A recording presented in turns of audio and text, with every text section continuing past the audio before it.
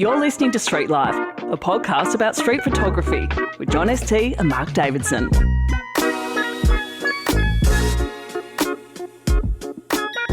You're listening to Street Life. I'm Mark Davidson, a street photographer from Melbourne, Australia.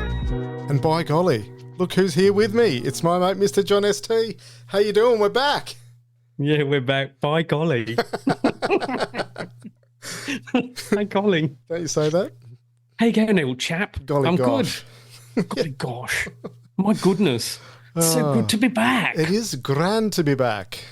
Yeah, it's been a long time. People have been nagging us, wondering where we've gone. And I said, early retirement from all that advertising dollars. Cha-ching! Thank you, Squarespace. No, I wish. Well, we're getting paid and we don't ever mention them. That'd be nice, wouldn't it? It would be nice. No, we're here, we're back. We just had a couple of months off. I think life got in the way and we couldn't make the recording time that we need to do. But yes, happy to be back. This is great. Yes, I'm back. I'm back in Rads. I've left Sydney. It wasn't big enough for me. You've done all of Sydney. You've clocked it. So how's the move been? Oh, it's been stressful. I can imagine, yeah. But it was slightly more delayed, Mark, because our furniture didn't rock up when it was supposed to. It was a week late. Oh, God. And then I had internet problems. Oh. And unfortunately, I was dealing with a call centre in another country that was telling me all the wrong shit. And then they sent someone out, a technician, who fixed it in about 10 minutes. And I felt like a bit of a numpty. But anyway. It's always the way. Yeah, so that's what's delayed us a little bit. Not a problem. Yeah. But no, it's good to be back. So obviously shooting's going to be a bit different going back to Adelaide. Are you excited about that or not so much? If you could see his face at the moment, listeners. Look, I went out with the Adelaide Street Photography Group today. They had a meet. Well, the one bloke there. No. Believe it or not, no. There was three of us. No, there wasn't. It was about 10 or 11 of us. Oh, wow. Rocked up, which is nice. They said that was the biggest group that had meets. So it was nice to meet the prodigal son comes back to Adelaide. Everyone wants to meet you. I don't think so. Apparently, I provided a photograph for the cover of a book that they released just during COVID. Oh, it was nice of them to all ask about it. Did they ask you? No, they did. I provided it, but I forgot all about it. And Victor, the lad who was running the show today, he said, "I've just realised you're the person who we asked for a photograph for the cover of the book that we released. But it was through COVID and we weren't meeting. No one was meeting back then. So anyway, so I've actually met some of the guys from that and I've just it was nice just to get out with some people again. So that was good. Yeah, lovely. That was good. The weather was horrendous. It was like Melbourne, grey and a bit, the odd spot of drizzle here and there. But, it was nice to be out with people and walk around Adelaide. Yes. Things are changing, but I loved Sydney. Of course. I loved it. I really, I keep saying this all the time, but I really loved every single moment of being there, and not just the photographing, just the whole community. And I've said this time and time again, it's been really, really supportive and awesome group. But I'll be going back often. So that's good. It's good to hear. I've been following on from afar, seeing your socials and everything. And it looked like you made a really tight group of friends there, which is great. People that we both know, but you obviously are a lot closer to, like, Ben and, Human and Jay and exactly. Perry, all of them, a great group, really nice. That's lovely. So totally unexpected as well, So it's always nice when something like that happens. And you just meet some nice people. It's not just, you end up meeting through photography, but then, you build other links on from that, and it's been good. So, that's awesome. I've got some of them coming over here. Oh, really? For holidays, because they're going to stay. They're going to stay because we have room in Adelaide for them to stay. So they're going to come over, and Steve's coming over, and Ben's coming over. So at some point, so that will be good. Anyway. It's a lovely city. I mean, just on a side note, I travelled there for work a couple of weeks ago. We stayed at the Adelaide Oval. Jesus, that's a nice spot. It's beautiful. Yeah, the hotel's lovely, right on the river there. It's beautiful. No, we really enjoyed it. Adelaide's a lovely city. I probably wouldn't fucking live there, but it's but it is a very nice place to visit. It is, and I don't know what people were telling us. Our friends were saying, "Oh, you won't recognise Adelaide. It's really livened up." Nope. We were driving around there the other night, right? Because we had to stay in the city because our furniture didn't rock up. So we were put into a bit of a situation where we had to find accommodation. So we were driving around one night, yeah? And I was just driving up and down the streets, and there's so much potential. Like there's for Adelaide, but there's just so few people out and about, complete opposite to Sydney. So, but it is what it is. I realised today that Sydney's made me lazy. So really? Yeah, when you've got a smorgasbord of stuff to photograph, you don't go out as much or work as hard. That's okay. That's interesting. It's much harder to find shots in Adelaide, I think. So I found it really easy when I went over to Sydney after shooting in Adelaide, and now after I'd been there for a while, it's made me a bit soft. Wow. Okay. So I was like, I couldn't see anything, and I was like, yeah. But there's definitely stuff there. I need to change my mindset again, and I'll get out there. I've already been out a few times and shot. It's just the weather wasn't great today, but the company was good. That's awesome. So Adelaide Street Photography, thank you, Facebook page. Thanks for having me and make me feel welcome. Oh, that's lovely. Now you'll have a bit more time to work on a book, John, which I've been urging you to do. Come on. I could not do that, Mark. I'm not very good at curating things like that. I like curating other people's work, and I think I'm quite good at that. But my own, I'm useless. Useless. I'd have to recruit you, and you go crap, and I go banger, banger. You go crap, banger, crap, banger. Yeah, I'd love to help out. That sounds awesome. Yeah, just get We'll see. You've got like maybe 40 million photos, so you can whittle that down to a couple of hundred. And I'm just starting to go through my Sydney stuff. I've got 3 terabytes that I haven't really looked at.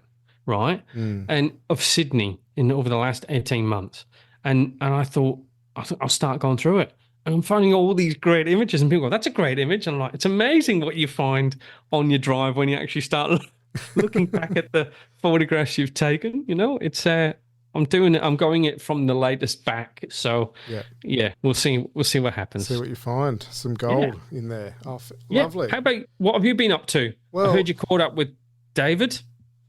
Did I? David? The Asian lad that does that, mate. He gets banging. Sorry. Yeah. David. David, he's forgotten about you so quickly. He messaged me and said, I caught up with Mark the other day. When's the next podcast coming out? Yeah, so there was an exhibition of a Melbourne photographer called Pat Dirch. And yes, Pat, Yeah, lovely man. And he's got a exhibition at a cafe just off Little Collins Street. I think it's 317. Do you know the name of it? 317 Little Collins. Okay. Yeah, so go and check his work there. It's there permanently now. The cafe bought his photos. And awesome. Yeah. Well done, Pat. Oh, honestly, he's done so well. Some really lovely stuff there. So go check it out if you're in Melbourne. And yeah, we all caught up there, which is fantastic. So, great. Right. That's awesome. So you've got a bit of competition now for getting your images put up in cafes and hotels around Melbourne. Good on you, Pat. Give him a run for his money. He's a lovely lad. So yeah, that was this weekend, which is fantastic. Also, since we've been on hiatus, I noticed Pentax released a new film camera, the Pentax 17, which is a half-frame camera. And every person and his dog under the sun got a copy. On YouTube, I saw about 20 videos, review videos at the same time. They all came out together. I'm thinking, hang on. We have a highly influential podcast, don't we, John? Where are our cameras? So, why didn't we get sent one? Highly influential. Well, just among our families, I guess. So yeah. Thanks, Lisa, for keep re-listening to every episode. Thank you, Anita. We're getting there, Mark. The listenership is increasing all of the time. Strangely, our numbers on Instagram have also increased, even though we haven't. I don't know if this is a good or a bad sign, Mark. That even though we haven't been releasing episodes, our followership has been getting bigger. Well, no. Eternally grateful to anyone who listens. But you're right, the numbers are tracking really steeply upwards. So we really thank everyone for listening. It's absolute joy to put it together. I know we've sort of had a bit of a break, so apologies for that. But yeah, it's really great feedback we're hearing from a lot of people, which is lovely. But I've hijacked you. So what about the Pentax? What we were talking about this new camera that apparently doubles the life of your film, doesn't it? It gives you a 24, gives you now 48. Well, if you're shooting 36, you got 72 images, and it's almost like digital. It's not for me. That would take a long time to get through a roll. And I kind of don't want that, half image ratio, to be honest. So it's probably not for me anyway, but it's just so nice that, companies out there investing in film cameras again. This is, there's been a couple that have come out this year, and I think 3 more next year. So, yeah, things are looking up. Film prices keep going up, but but people still seem to want to shoot it. So, yeah, it's you been just good. took the words out of my mouth. So that means that more people who are buying film cameras, the scarcity of film will push the price up. That's right. It'll be $40. But Pentax have already thought about that, and they've thought, right, we'll halve it. Yeah, exactly. We'll double everything that they get. So how does that work? Like, I assume you probably might not miss too much if you're shooting, say, portrait and it's half a frame. Yes. What about landscape? So if you want to do a landscape shot, you got to put the camera in portrait orientation. Oh, right. Okay. Landscape. Yeah. Wow. Yeah. So it uses that half of the 35mm negative for a shot. So. Wow. And that's how they're selling it. So basically, you could say, like, your Milo tin makes 20 drinks, right? But if you half the amount, you get 40 nice cups of Milo. 40. Wow. Just weak as shit, but it's 40. But anyway, right. That's awesome. Well, anyway, Mark, that's about it from us. I think we better start getting on to our guest. Yes, let's crack on. We've got an amazing guest on the line from New York today. So go and do the honors, John. Introduce him. Yes, today we've got JC Kodaks. He's a New York City-based photographer with his roots in the Philippines. JC is known for capturing the vibrant street life of New York City, and his work is heavily influenced by the film noir aesthetic. JC's work has been featured in the Behind the Sensor YouTube series, which highlights talented photographers. It gives us great pleasure to welcome JC to the Street Life podcast. Thanks for joining us, JC. Hi, Mark. Hi, John. Thanks for having me. JC, thank you so much for having a chat to us. We really appreciate it. John and I are big fans of your black and white photography. So, well, look, my first question is actually, JC Kodaks, you're not the heir to the Kodak empire, are you? We're not talking to a multi-millionaire by any chance, are we? Or? Of course not. Yes, a lot of people I encounter do ask me why I use Kodaks, my name. First thing I tell them is I don't shoot film. So that's number one. So I don't have Kodaks. I can explain the reason behind Kodaks, if you don't mind. Sure. I came from a little island in Southeast Asia. It's called Philippines. So I was born and raised there. I moved here. During my childhood times, we usually have family gatherings. And I have my extended family. We have a huge extended family. I have a lot of cousins, there's a lot of children. And at the time, the older people, or uncles, as I call them, would gather us, right? For example, a Christmas tree. And they say, hey, it's time to take a photo. They will say Kodaks. Time to Kodak time.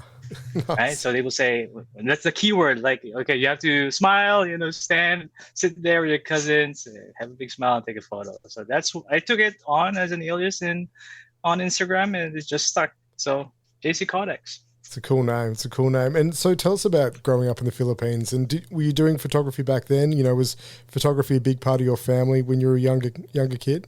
In the Philippines, I found photography later down my life. Mm-hmm. I found it here when I moved to the US, and I've been here for 10 years now. While I was in the Philippines, though, I would often spend time with my family, and we would travel around the country. Also outside the country, we would go to Europe. We would go to the US, and we would take a lot of photos as a family. And my dad would be the number one person to take photos, and I would often ask him, hey, can I borrow your nice Pentax camera? You remember those Pentax cameras? Yeah. In the past? I would borrow that, take really bad photos. And we would always gather all the photos at the end of each trip, and we would make a photo book for the family. Nice. And I was responsible for the illustration and consolidating all the photos for the photo book, and I've always enjoyed that process. So I think early on at the time, that's where I was intrigued about photography. Not it wasn't really street photography. It's just taking photos of touristy spots and family, so on. And I think that's the first affiliation I had with photography at the time. And then when I moved to New York City, I had a friend who did street photography initially, and we would joke about it as friends, guys. And it was like, hey, just play video games instead. Why are you taking photos? Where are you going out? Just play video games. But he would go out on weekends, invite us to join him in his walks. And he had this portfolio on Instagram, like what we're doing currently. And I thought that his photos are really amazing because he's taking photos like mundane things in New York City, and I appreciated the hard work that he was putting in. And I asked him, "Hey, do you have an extra camera?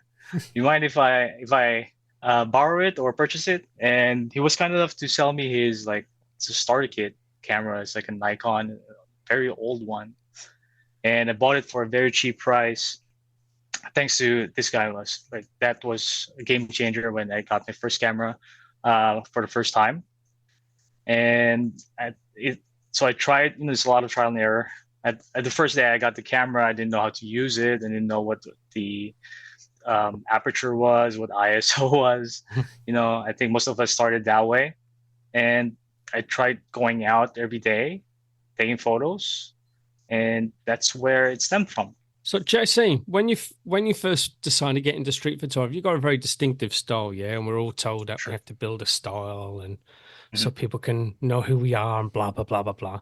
So who influenced you, and why did you go down the route that you did? Because you do have very distinguishable style. I think as soon as I see the images, I think they pretty much, I can tell they're yours. So who took you on the journey, the first steps in? Who did you start looking at and thinking, right, that's something I want to emulate or create?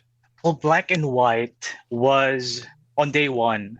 My mindset was to shoot in black and white. Right. Because I thought it was, first of all, I thought it was a unique way of telling a story. At the time, I didn't know other creators who were shooting in black and white. I wasn't researching about black and white photography. But I was influenced a lot by movies in the past.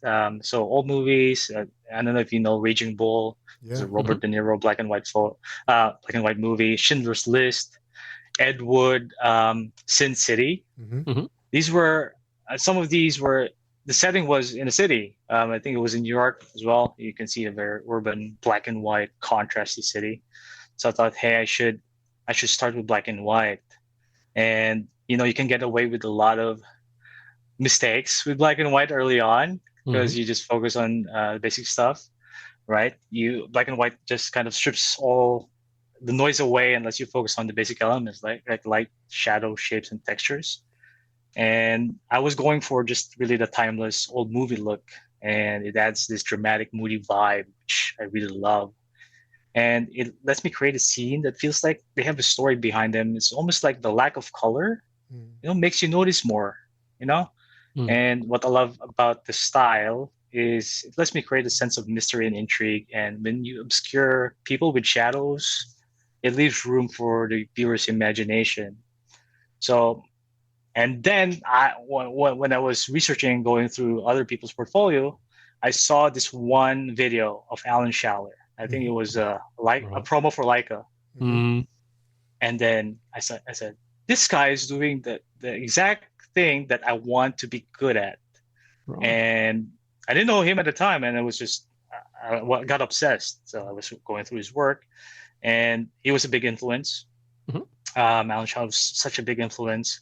And then I came across the work of Trent Park. I think he's from Sydney, isn't he? He worked in Sydney. Yeah. I saw his book, Minutes to Midnight. Is a photo book. It's an amazing book, and it's also a high contrast, a lot of shadows, black and white. And the other one is Ray Metzger. I don't know if you're familiar with him. Yeah. Most of my work is influenced by his style. If you compare it from the style of photos he took in Chicago, which uses a lot of light and contrast and shadows, it's very, very similar. So I draw a lot of inspiration from that. And I think I'll never go to color. I'm just obsessed with black and white right now. Well, that's good. You're shooting what you love. And so, JC, tell us about those early days, because do you look back on the photos you were taking, 5 years ago and still like them? Or have you really come that far in your journey that you've progressed so far that you don't really connect with those photos that you're taking in the early days? So, as you said, you got your camera off your friend. You didn't know what ISO and shutter speed and aperture were. How long did it take to get yourself up to speed and comfortable to go out getting results on the street that you actually really liked? So I've been shooting actively for 4 years now. There was a short hiatus in the middle there, but I still look back at my old photos and I still see a lot of similarities. I'm still drawn to just shadow and light. I think everyone progresses from this style where you would look for a pocket of light. Someone walks by the pocket of light and shoot that. And you think it's an amazing piece of art. And I was so happy to just get those photos at the time. And it led me down a path where I always have to go out when it's sunny, and I always have to look for patches of shadows, which is hard because you have to walk a lot. You have to wait for the perfect light, and light changes so drastically in New York City with the buildings, right? So I carried that on through my progression as a photographer, where I always look for shadow and light. But now it became more, I look more at the subject as opposed to the light. I look at subject and the background. So some of my photos branched out to night shots now. There's no shadow there. It's mostly just high contrast stuff as well. Rain shots and also snow shots. And there was a point in time during my photography where all I shot were people with hats. I think most photographers, and I you know this, like we will often gravitate towards people with hats somehow in the streets. And I'm blessed enough that in New York City, there's a lot of fashionable people out there. They wear hats. And every time you see a person with a hat, regardless of what they're doing, I'll take a shot and review it afterwards. But I do appreciate my photos. Again, just going back to your question, I think when I assess and evaluate how I've grown as a photographer, there's still a lot of similarities. And I think I'm quite proud that I've progressed and improved on some aspects of how I take photos, because I didn't stick with just one style of just shadows and light. And I'm always trying to expand and experiment. So, Jesse, when you go out, do you just go out blind just with your camera and you just go looking for whatever you see? Or do you have certain frames in your mind that you know that you want to frame up and you're just looking for the perfect person with the right hat or whatever? And if that's the case, do you give scenes time? Do you keep shooting and moving? What do you do? Are you shooting or hunting or fishing? Isn't that the word, Mark? Ooh. Isn't that the terminologies? That is, yes. I am a fisherman. I would stand there for hours and hours just to wait for the exact moment, the exact person to walk in the frame. But when I go out after work or during a break with my camera, I don't set any expectations, right? I don't have a plan specifically of what to shoot. I know that there's different areas in New York where I can get off from the subway from, right? I can either do uptown, midtown, or downtown. So I would flip a coin and I would just go where my heart leads me to, I guess mostly midtown. And I would just walk and walk. Once I see a scene that I like, usually again with a pocket of light, there's nice shadows there, I would stand there, compose and set a frame and wait for the perfect subject. And the perfect subject for me is usually, again, a person with a hat. And you see that with most of my photos. And I'm not afraid to stand there for a long time, where people are curious to, hey, what is this guy doing? He's just standing outside. And I've done that a lot. I do have another strategy, which I've been doing a lot during the pandemic mostly, is although I said I don't plan ahead, I do research. And when I say research is I watch YouTube creators who walk down the streets of Manhattan just to show the city. And when you look at their their videos, you would see places in New York City that you've never been to, and you'll see how in different times of the day how the light hits that area.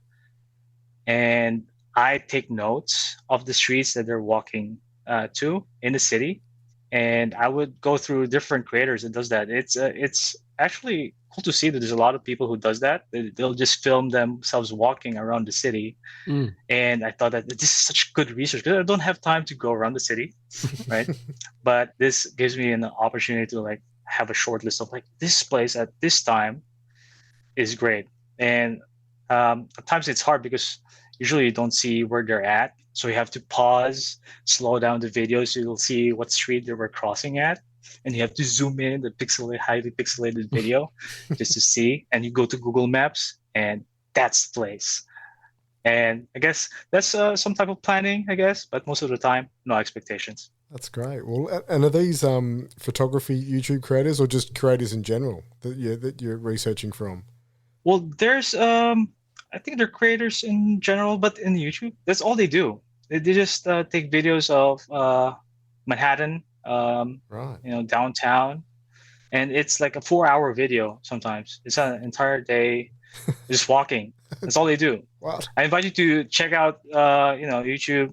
Type that in, and you'll find places that you've never been to in the city, and it's a remarkable research tool. It's funny how we are as humans, how we just follow the same paths. Even though you think, right, I'm going to go down a different road today, you might deviate a little bit, but then you end up back on your normal path. That's what I find.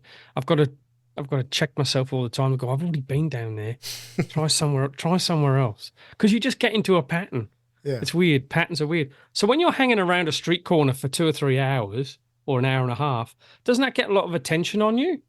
Like from people? Because I like to shoot and move. Because I find as soon as you start loitering around more, it starts garnering, not people who are passing through, but people who are maybe hanging around as well. Vendors, the people who are might be asking for change. They start getting a little bit weary of you when you start hanging around for a bit longer. Shop owners, they start coming out. Why are you hanging out here? What are you taking photos of the glass for? Why are you shooting? It's a reflection. I'm not shooting at you, How do you deal with that, Jason? It does happen. You sense it, especially if you stay there long enough for them to approach you and ask you, hey, what's up? What are you doing? For vendors, I do have a tactic with vendors, especially in corners. I buy a hot dog. I buy a hot dog, nice. And I befriend them. I know a few vendors around Fifth Avenue, and when they see me, we do a high five or fist bump. So they know what I'm doing. And in New York City, there's a lot of street photographers around. So you won't be alone in that corner. You'll be standing there and there's another guy behind you or beside you shooting the exact same thing you're shooting. so you don't feel alone, and you'll always look like a tourist somewhat in New York City, right? So people don't judge you if you have a camera. People judge you if you shoot. If you it's so obvious that you're taking their photos, right? And what I usually do is I shoot from the hip. I rarely shoot using, putting the camera through my eyes because I have glasses on too. It's kind of hard. But I'm very discreet in how I take photos. And my one tactic that I've done from first day I've shot was I never look at people's eyes. So I never make eye contact. That's one thing that has worked for me. I've rarely gone through any conflicts with other people because I don't look at them. Sometimes it's obvious that I'm taking their photos, but as soon as I take that photo, I put my camera down, look away, and I yawn. Oh, that's another tactic. You yawn. Trick. Hello. Yawning trick. You yawn to look like you're bored. You're not interested in the person, even though he thinks that this guy took my photo, but he's yawning. He's probably just bored out of life. So don't look at the person's eyes. You don't need that if you don't want to interact with the person, right? Sometimes I do, because I think they're nice and I'll show them the photo. But mostly the cases I won't look at their I won't look at their face. Most of us also do where someone's walking and you raise your camera, you take their photos, and you just stand there and let them walk past you before you put your camera down, so they won't notice you. So I consider myself a ninja in the streets when I take photos, I guess. I'm very discreet. So Jesse, why do you not put the camera up to your eye? Why do you shoot from the hip? During cold weather here, it's annoying because my camera, my glasses. I know you got glasses on, yeah, it misses up, and I because I really don't want the attention to, and okay. I can compose a lot better shooting from the hip because I have the tilting lens anyway, so I have a longer time. It takes me long to compose, right? As opposed to if you put it in your eye, you're standing there with your camera pointing at your subject for the longest time, so it's so obvious. So preferably, from the hip.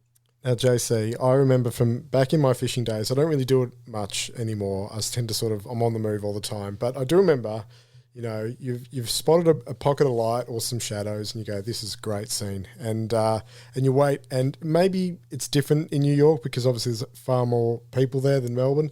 But just say you see someone with this amazing hat, they're coming down the street, they're just about to walk into your scene, you're going, "Yes, I've got it," and then they walk around you or behind you, and you go, "Gee."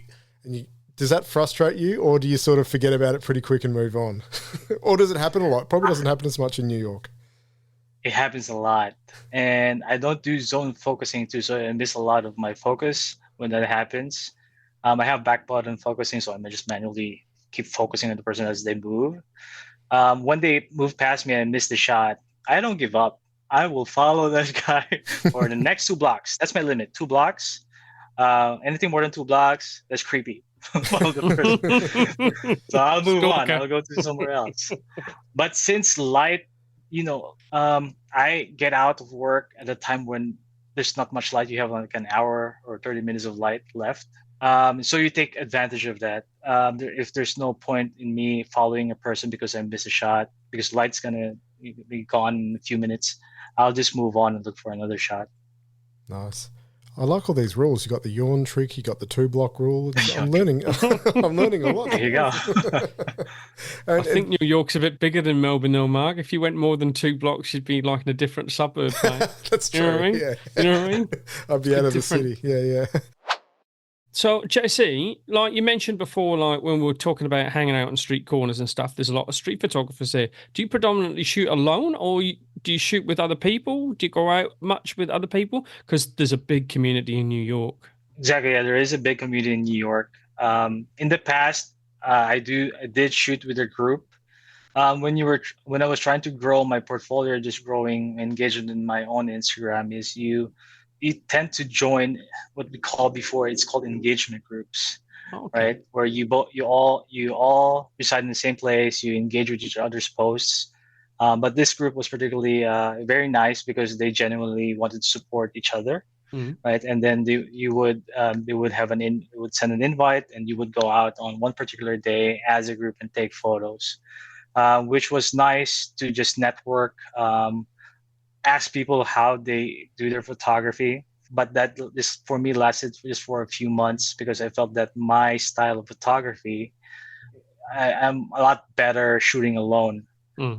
Since I don't want to be considerate of other people's time, especially if I'm a fisherman, I guess.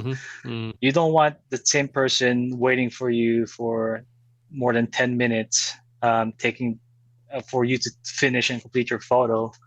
And I think the most I would go out with probably just another person, probably my friend who does it. But the friend that I mentioned that introduced me to street photography, but that friend kind of, when I do go out with that friend, it's nice to have another friend take a photo, but he would stop a lot, look at the scene, take a photo, whereas I would stand there, look at the same thing he's looking at, and not see the same thing, which is frustrating, sometimes. And then he completes the photo, he does the edit, and he posts it on Instagram, and I'll think, how the hell did you see that, right? So sometimes it's frustrating to walk with other photographers because everyone's just clicking their cameras. Whereas I'm very conservative.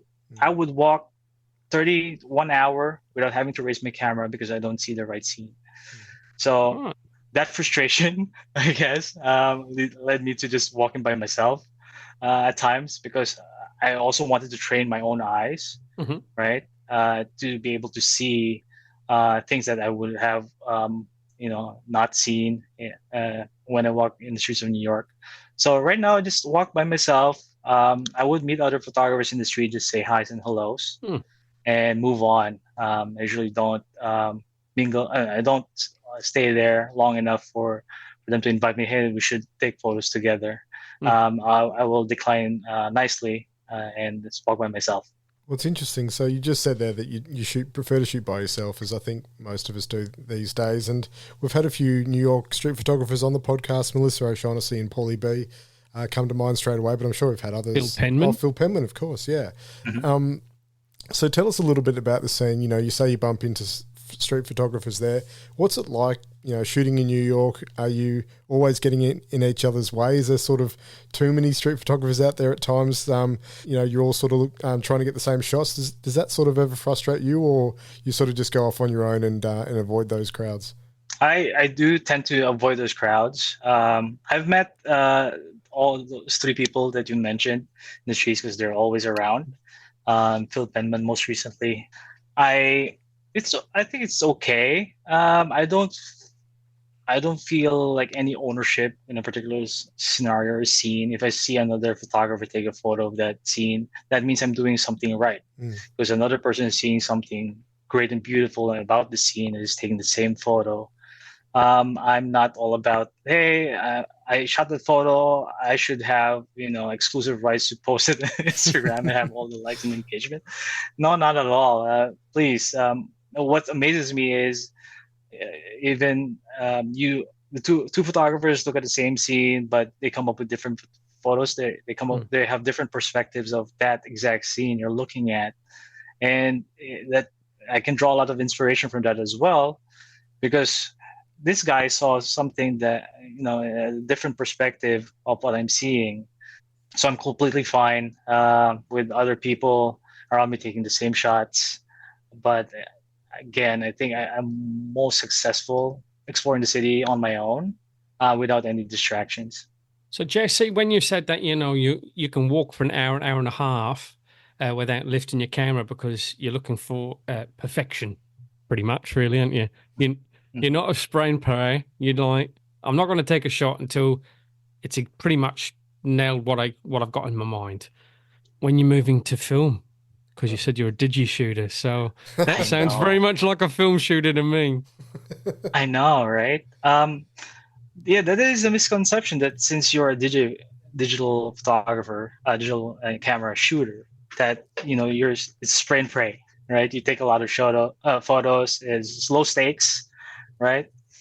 I have observed myself doing that, where I'm very mindful about what I shoot, because when you finish the day and you go back to your computer, you import your photos. You don't want to deal with hundreds of photos, and most of them that are just going to trash. You're just gonna delete them. It's not a good use of my time to just take random photos. So I usually just I see a scene, I take 2 or 3 photos. That's it, and move on. When you mentioned that, yes, this is very much like someone who has film. If I had the means to buy a Leica film M6, I would have a long time ago. And if the prices of film hasn't gone up what it is now, I would have gone through the rabbit hole of doing film. I am in the market, looking at the market at buying a secondhand starter, which is a Canon A1. I'm not gonna go to Leica right away because that's hella expensive. Smart move. Yeah. So I will try to do that someday, since I'm still trying to experiment.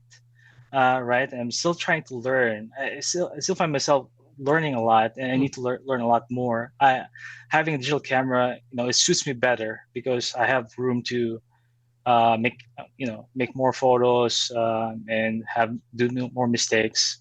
As I think I am somewhat a perfectionist. If I have a film camera, and I'll feel awful taking terrible photos. And yeah, I don't know how long do you usually wait for the film to be finished, right? During that wait time, I'll be so anxious, and since I have high expectations of what I've shot with the film camera, and I don't want to be disappointed after that film gets processed. But I will cross that bridge at some point.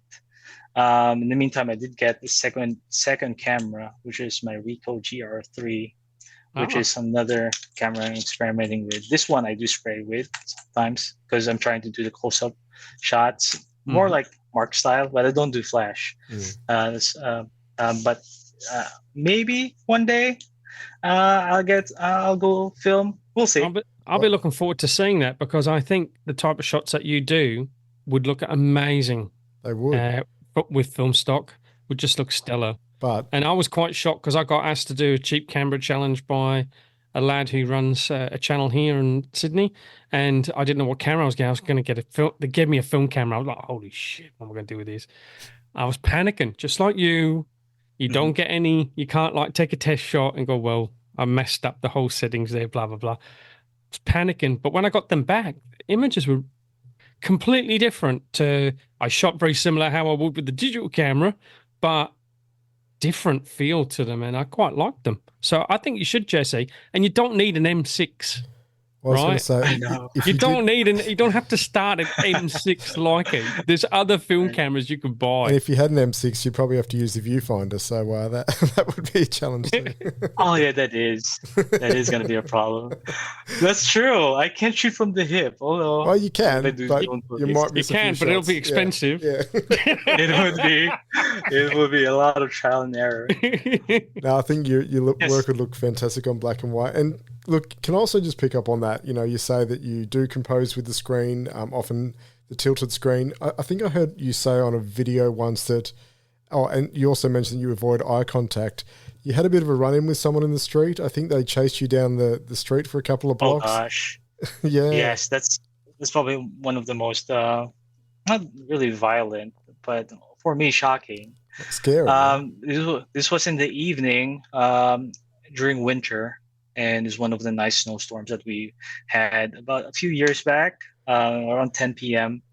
And I was shooting a person, I think in the video I said 2 blocks away. It's actually 1 block away. He was walking towards me. I didn't have a zoom lens. I had an 85 prime lens. So it was, with that I can still compose and shoot him from that far. And I took 5 shots, and he looked at me, took off his hoodie, and was shouting from afar. It was just saying, "Hey, are you taking my photo?" And I was shocked because how did he notice me? Number one, it was snowing, it was dark. And then I put the camera down and turned around, and then he proceeded to jog towards me, cross the street in a red light, keep shouting, hey, why are you shooting my photo? So it was around Times Square. It was Fifth Avenue. I was walking towards Times Square. I knew that there was a police station on Fifth Avenue, in Times Square. And he proceeded to follow me for a few more blocks. He was getting much closer and closer. So I was sprinting at this point. I was walking a lot faster. People heard him around me, and people in New York doesn't really care. No one's going to protect you in New York. You have to protect yourself. So he was a few feet, I think it was probably 10 feet away from me, much louder, cussing at me at this point. And the police station was right there. I went in. There's like a kiosk there for the police. And I spoke to an officer and told him that this man might be a threat because he's shouting. And that random person still approached and saw that I was talking to the officer, and then he sprinted away. So that was a scary moment for me because I didn't have any means to defend myself. I had a camera with me. It was dark. It was snowing. It was slippery. It was scary, and hopefully no one would go through that experience. And if you do, find a police station again Yeah. at the point. So yeah, that was scary. Does that happen to you often, Jesse? Because look, anybody who's out shooting enough will have altercations or interactions. Most of them are positive. Some very, very few are negative. But I've been punched since I got to Sydney. Well, not physically. My camera's been punched. I've had people screaming and shouting at me. I had someone come right into my face and scream I was an F&C the other day for taking photos of not even them. So, and I had my headphones on. I could, and cancelled out all the noise cancelling, gone. But I confront those people. I don't run to the coppers. Like, what? Wow. Is it? Do you have to? Are you concerned about your safety in New York? Like, would you have not gone up to this gentleman and just showed him the photo? Because what I do sometimes as well is if I've taken a shot of them, I take another empty shot of just where they've been, and I go, "That's all I took." Nice. And they go, Nice. Okay. Then I feel like a bit of a dick, you know. Mhm. They go, "Can I see the other ones?" And I go, "No." But is that something that you generally got to be concerned about? Like, is that it's like not a major concern in Australia. You might get a thump, but are you seriously worried about your life in New York? Sure. It depends on the time too. This was in the evening, very late in the evening. Yeah. And this person was much, much bigger than me. He was probably 6 feet, 6'2", bulky. And if someone's approaching you, cussing at you, shouting, I don't think there's any point in saying, "Hey, would you want to see your photo? It's nice. Look how good I made you look. Look how nice it is." So during that encounter, I don't think there was anything. There's nothing positive that's going to come out if I was going to confront him and say, "I'm just a street photographer." I'm usually very respectful of people in the streets. So if they do see me and I think it's going to be an altercation, I smile, and I'll smile at them, and I don't wave. I just smile and tell them I'm a street photographer. I tell them I'm a student.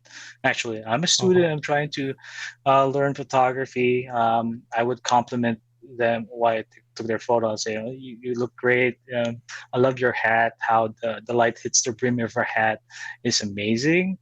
And I'm trying to learn. If you'd like me to, delete your photo, I'd be happy to. And I'll do the click mark on my photo. Thinking that so they'll think that I deleted their photo. Well, usually I don't. I just pretend to delete it. That's 99.9 photographers do that. I'll delete it. Pretend. There you go. Yeah, they'll be satisfied with that. So I haven't had a lot of conflict and altercations. The most violent one I mentioned. You do have to be more protective of yourself in the city. There are people there that are quite violent, of not the right mind in some parts of the city. So you really have to know where you're walking in the city. Since I tend to be alone, right, and I want to explore, I go to those like dark areas of the city where I've never been to. I don't do that as often now because you also have to know where the nearest cops are. There's cops all around the city, but they're not always there to protect you. I think it does come to a point where it's going to be, you have to protect yourself. I think the best way is to, just shout and run. Run. Just run. And of course, protect your camera. Make sure it doesn't fall. You don't damage it. You have to be protective of that camera. Yeah. I've had one time though, I was sitting on the subway and I would sit by the door of the subway and I was I was checking the photos off the back of my camera. And as the door was closing, someone grabbed my camera from my hand. Oh no. They grabbed it. He broke the hood of my lens. Fortunately, I had the strap wrapped around my hand, so I still was still able to grab it. But that was an attempt from this person to steal my camera on the subway. Yeah, if you have a nice camera out, you don't go flaunting that out, especially in the subway. Tuck that away, put it away. You can review your photos back at home. But yeah, that was also like a learning experience for me, not to go through my camera photos in the subway. Yeah, I just wonder how Bruce Davidson did it. You know, it's you look at that book and how close he is to people's personal space, and you're just like, what's it in the 70s or 80s? It's like, man, he must have got punched a few times back then. It was for sure. Yeah, man. So, are you going out shooting at night more often now, JC? Is that you sort of swap day for night? You mentioned before we switched on the mic that you're a bit of a night owl. So, is you doing a lot more night photography? I did that about 2 months ago when there's not much sun, but since it's spring now, right, we're getting a lot of light now. So I do go out. So I work from 9 to 5. I have a break in the middle. I would sneak out during lunch break. So that's high noon, there's lots of light at the time, but I only have like 30 minutes. It just take 20 minutes to take the train to the city, 20 minutes back, and it's 30 minutes to take photos. And after work, I finish at 5. It's about sunset at the time. So I would still take light photos. I would only go out at night if it's raining or snow. Okay. Yeah. Mostly just at noon or in the afternoon. Yeah. You're moving into summer, yeah. Yeah. When we're moving into winter, unfortunately, Mark. That's how it works. It does. That's how the world works, unfortunately. We have to give up all our good weather and let someone else have it for a little bit before it comes back around. That's right. So I love night shots. I love how people see things at night, and I love those sorts of photographs. And I try to go out myself and get those shots, JC. Do you find it quite difficult? I find it really difficult. I struggle a lot at night. Do you find it tricky to shoot at night? So it's New York is an exception, right? Because if you go, especially in Times Square, it's so bright, right? You have a lot of light to work with. There's a lot of car lights. There's a lot of storefronts that has light. So there's always light to work with at night. The only problem with night shots is it's going to be silhouettes, backlit subjects, and often it's going to be just people doing the same exact thing, walking, crossing the street, which becomes repetitive. Supposed to photo where there's in the morning or in the afternoon, there's more, you can work with more things as opposed to night shots. So I just want to also ask as well. Now, I know you said you started on a Nikon, yeah? And I want to, and then you moved to, I believe, Fuji. Fuji, yeah. And now, pains me to say this. Oh no! Yeah. You're shooting on a Sony, yeah? No. Yeah, I know that you're not a big fan of Sony. You know we got to run. And you're wearing that Fuji. Is that a Fuji hat? That is a Fuji hat you're wearing. Yeah. Yes, it's a Fuji hat. Well, so, I can explain myself. Yeah, no, you don't need to. I'm just trying to ask. So, now you've shot. We all started on Nikon, didn't we, Mark? I think you started on Nikon. I started on Nikon. Yeah. You started on Nikon, and then we shoot Fuji. Mm-hmm. We're not going to hold that against you. And you've been there. You've used the best camera, right?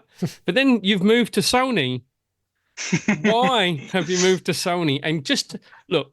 I know I bag on them, and it's like a running gag that I do. I don't hate Sonys really. I do a little bit, but why have you stuck with Sony? Because your images are fabulous, by the way. Is it because? Just tell us why. I think you'll be happy to hear that I've gone through a lot of Fuji cameras. I had the X100S, X100T, X100F, XT3, XT4, and XT5. That's a lot of Fuji. So I've loved Fuji. I think about 60% of my entire time shooting and most of my photos are shot in Fuji. They must be all the good ones, JC. So yeah, those are good ones. Those are the ones that has won competitions and has been published in magazines. Those were shot in Fuji, right?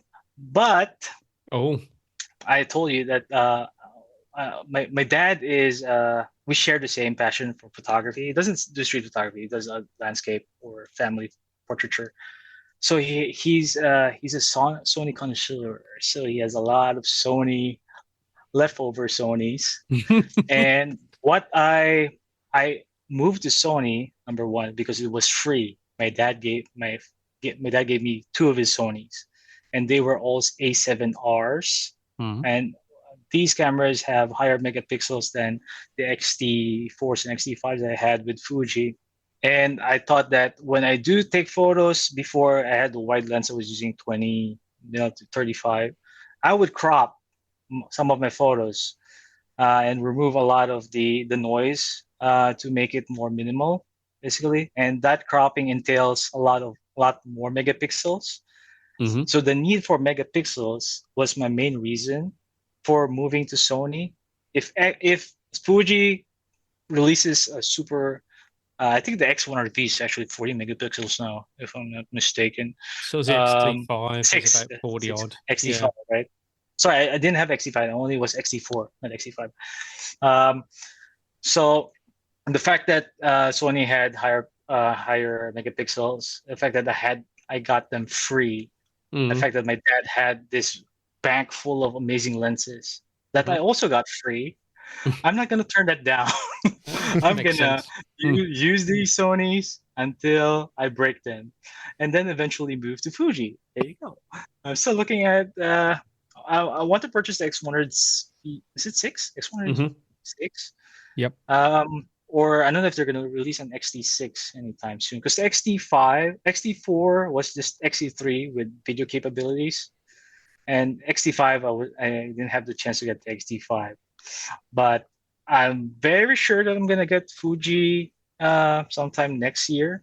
Although I am having fun with this Ricoh that I mentioned, and my A7R3 right now is becoming obsolete. But my dad just a month ago, told me that, hey, I have an A7R4 here. Would you like to have it? Wow, what a dad!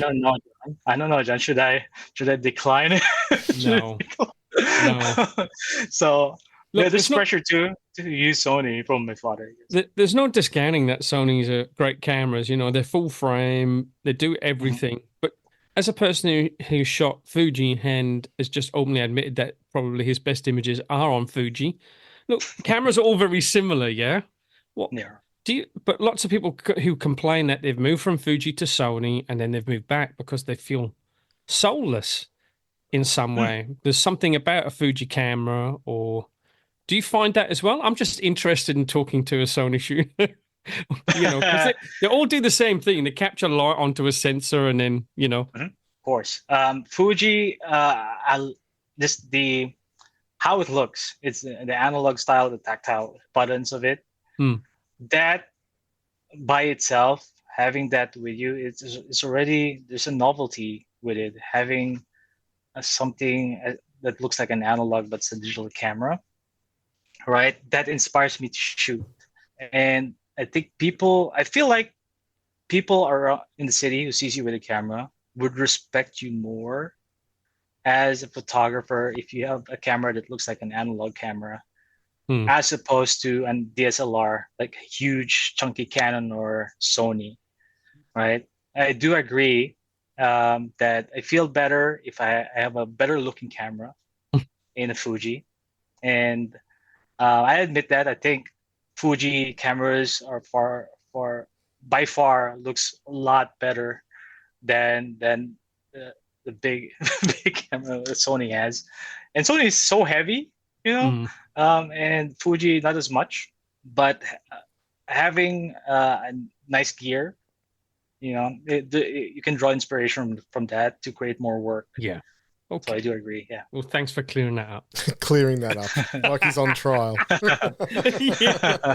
He's innocent. He's innocent. Now, JC, in a recent episode of the podcast, we had a photographer called Knox Birdie come on. I'm sure you may be aware of his work. He does amazing high contrast black and white work. He made some comments on social media that we chatted to him about, and he said that there's a sea of, well, he described it as a sea of noise of images out there. We're bombarded with photos these days, and he said it's becoming harder to find meaningful photos within this avalanche of pictures out there at the moment. What are your thoughts on that? Have you noticed that you're finding it harder and harder to find images that you connect with on social media? And do you think that social media is having an impact on the way we shoot? Absolutely. I do. That does resonate with my experience right now. I tend to just explore the same photographers I've known in the past and I've grown to connect with on social media. So I see the same. I connect more with the photographer than the photographs. that I see, because you see a lot of repetitions in street photography. You see the exact same photos done by other people, right? But the photographer, once you get to know them, they're just more behind those photographs. The noise, and this is a big problem that actually discouraged me at some point in my photography. The introduction of AI images is, I think, it's controversial, right? There's a lot of AI images that are being misrepresented as photos that are being featured, in photography hubs and photography pages on Instagram that would have otherwise, the deserving photographer should have had that opportunity to share their photos, as opposed to someone who put a prompt on a program to create an image. Although I do have some respect for people who does digital art. There's an art to creating AI images, but I don't like that it's being misrepresented as photograph. When I saw AI images, displacing actual photographs, and as a photographer, I think you can tell that this is an AI image. So most photographers have an eye that this is not real. This is an AI image. So that discouraged me, I think, for a month. There's going to be stronger images out there in black and white. People wouldn't be able to tell if it's fake or not because it's AI. And I was asking myself, what's the point of me creating images, right? If AI is just gonna, displace that. But I found my passion for photography again. Just keep by just doing it more and more. But I think that noise is with AI images. It is distracting, and it's going to be a lot more difficult for upcoming photographers who are just starting to be able to, have their work stand out against everything else. So it's difficult times. JC, I was surprised to hear that you'd only been photographing for 4 years, and I think I've been following you right from the very start, or pretty close to when you started, and then you were quite engaged with the community, and then you disappeared for a little while, and we never saw you. And we see this quite a lot, don't we, Mark, with photographers? They come and go, and then you've come back onto the scene again, thankfully. What happened, Jesse? Did you lose the passion for street photography, or what? What was the reason behind the break? Yeah, that was a while, right? You were gone for a little while. Yeah. I was gone for a little while. I think I was mostly, at the time, I was busy with work.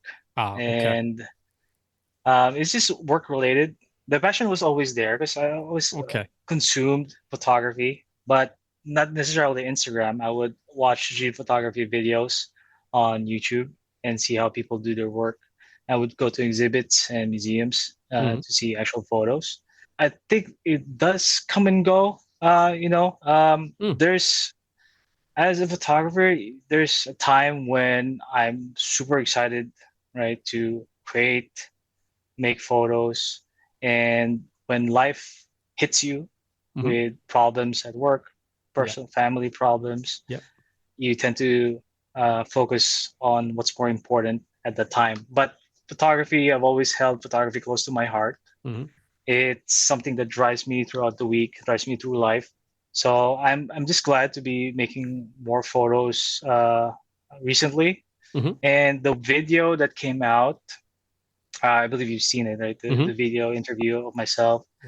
That actually pushed me more because I felt that there's an expectation here where you have that imposter syndrome, right? I'm not deserving of being part of this video because I'm an amateur photographer. And when that video came out, I was asking the person who invited me to do the video that, hey, I'm not a high caliber photographer. But he was insisting that I go through that interview, which I was very flattered. I'm honored to be part of the video. Same way I'm honored to be part of this podcast. This privilege deserves, for me to work harder on my craft and to show people that I am deserving of that video because I do put a lot of hard work on creating these photos. And I want to be able to show that I am passionate about this photography. So not only do I just just take photos, post it every 3 days, but I network with the people in photography, like what I'm doing right now. I speak with them. I compliment others' work without any expectations of them complimenting me back. I follow a lot of people without expecting them to follow me back. Just when I connect with others, I am an introvert, which is one thing. I don't exactly go out. I wouldn't, invite them and let's hang out most of the time. But I would be happy to interact with you through your photos, because that's one thing that can ground us both, is common interests. Well, if anyone wants to go and check it out, it's Behind the Sensor is the YouTube channel. That's right. Or sorry, video, what it's named. So if you just type in that, and there's a number of other photographers on there you can check out, as well as JC. So, but I just want to, well, I'm glad that you managed to get over your work and family issues, and you're back into linking into your passion and sharing your amazing work with us, JC. But I just wanted to say, you've touched on that about thinking you're not worthy, and this is something that I've come across as well as myself. When I contacted you, JC, you said, "Oh, I don't think Right. I'm worthy," and it always interests me, because I think we're our worst and harshest critics, and I think just you saying that, JC, is important, because it's really important out there to remain humble. And as soon as you get beyond that, you start thinking maybe you're better than you are. So when I spoke to Mark about it, we couldn't wait to have you on, because we look at your work and we always undervalue what we do as people, as creators, because we always think when we scroll through the gram, everybody's work looks so much better than ours. And how did they get that shot? And if I can only do that, why can't I get a shot like that? But we look at your images the same way and go, how the fuck did JC get that hat in that perfect spot with the freaking birds above it? And then we just realized you just probably sat there for 2 hours. That's how JC got the shot, with the hat and the birds above it. You know what I mean? Like, we all just look at the end product and think, I'm nowhere near that level. I'll never get a shot like that. I'll never do it.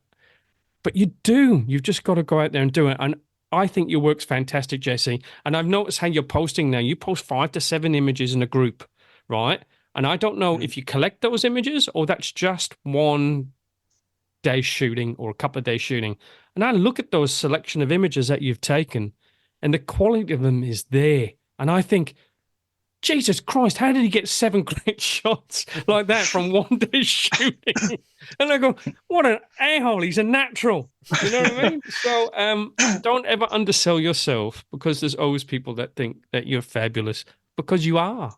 I really appreciate that. It is imposter syndrome. You're right. We all have it, JC. We all have it. I know. I do, because I feel like, well, compared to like other people that you've had on this podcast, like they're all award-winning professional photographers, and it's hard to when you look at myself and compare myself there. I'm not there yet. Again, I'm extending my heartfelt thank you for inviting me here. So come on, like people like me, where I'm standing right now, I would be inspired to pursue more street photography and pursue their passions. But you've been doing it for 4 years, JC. 4 years. I know. Phil Penman's been doing it for 20. Do you know what I mean? Right. And we have to remember that. Exactly. So I do I do like that I have like more year. I don't think I started early. I think I started at the right time in my life to take street photography. But I think I'm going to stick with it for the rest of my life. And I see that there's so much time for me to grow, so much time for me to get those bangers in the street. It's probably going to change. It's going to be on film one day, maybe on Leica. We don't know. But yeah, so I'm just glad I started. Imagine yourself having not gone that path, doing something else, doing a different hobby. It's scary. Like, what would have happened if I wasn't able to find my passion for this? So I'm very thankful to the people that connected me to this path, people who gave me cameras, which is great. Dad, thank you. And your friend. So yeah, I'm very just grateful where I'm at right now. Although I don't feel like I'm as accomplished yet, I feel like I still have lots of room to grow. Of course. It's I think it's a good thought to think about that. You're always not. I'm not there yet. Yeah. I can do so much more.